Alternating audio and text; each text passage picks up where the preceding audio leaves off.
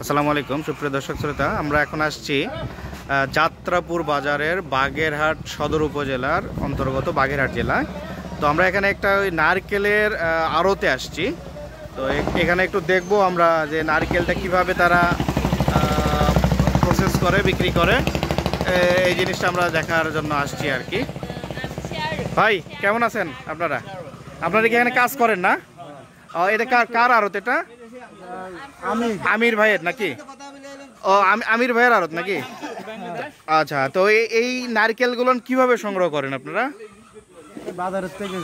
বাজারের থেকে কৃষকদের কাছ থেকে করেন না?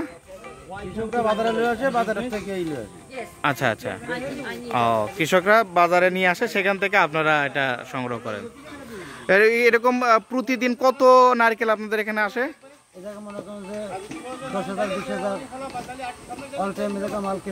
কেনা বেচা। এটা আবার যায় কোথায়? বিভিন্ন জেলাতে যায়, তাই তো?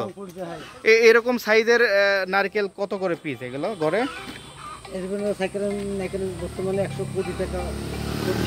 120-25 টাকা এভারেজ। মানে এরকম সব বড়গুলো কত? বড়গুলো এরকম সাইজের বড়গুলো আপনার হ্যাঁ হ্যাঁ এগুলো আপনার 150 টাকা পিস। হ্যাঁ হ্যাঁ, 150-140, আবার কিছু আছে 80। এগুলো ছোট যেগুলো 80 টাকা, তাই তো? আচ্ছা আচ্ছা, যেরকম মাল সেরকম, যেরকম প্রোডাক্ট সেরকম দাম।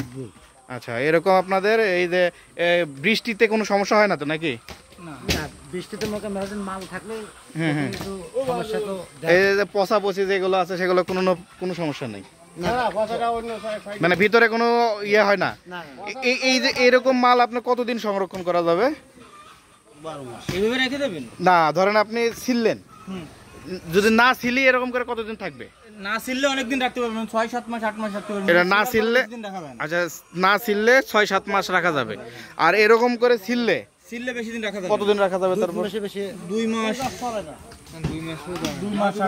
2-2.5 মাস নাকি? এখন সমস্যা হচ্ছে ধরেন এই যে এরকম করে আপনি পানির নিচে পড়তেছে, সবই করতেছে, তো তাতে কোনো সমস্যা নাই? সমস্যা হচ্ছে একটা, যদি পানি পড়ায় তো শুকনো নারকেলটা গজা যাবে, মানে চারা হয়ে যাবে, এছাড়া কোনো সমস্যা নেই। আচ্ছা, আপনাদের এই এলাকায় কেমন গাছ আছে? আমাদের বাংলাদেশের ভিতর তো আসলে নারকেল সুপারির জন্য বিখ্যাত তো বাগেরহাট। সবাই জানে। আর কোন কোন জেলা? এই জেলাই বেস্ট। আচ্ছা, বুঝতে পেরেছি। আর ওইগুলো ছোটগুলো না, ওগুলো কি হবে? ওগুলো তেলের জন্য চলে যাবে, তেলের জন্য, তাই না? বুঝতে পেরেছি। বুঝতে পেরেছি। ঠিক আছে তাহলে, থ্যাংক ইউ। ঠিক আছে ভাই, ওকে, থ্যাংক ইউ, ওকে, আসসালামু আলাইকুম।